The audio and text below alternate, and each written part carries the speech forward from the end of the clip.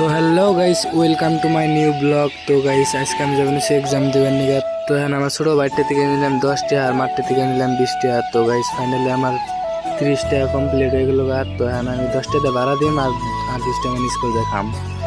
তো গাইস সামনে যে দুইটা মানে মারুতি গাড়ি দেখবানো শুন, তো একটা হলো নতুন আর একটা হলো পুরান। পাশেরটা মানে নতুন আর আগেরটা পুরান। তো গাইস পাশেরটা আজকে মানে রাত্রে নিয়েছে, তো সকালে ওইটা দেখলাম।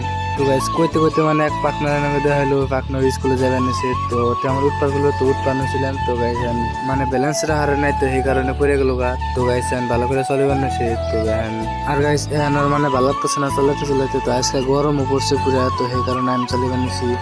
আর গাইস ফাইনালি আমি আই বললাম স্কুলে। তো স্কুলে রুম দাম, তো কোনটা কি রুম, আর এটা হচ্ছে 9-এর রুম। তো এটা মানে আঙ্গুই রুম।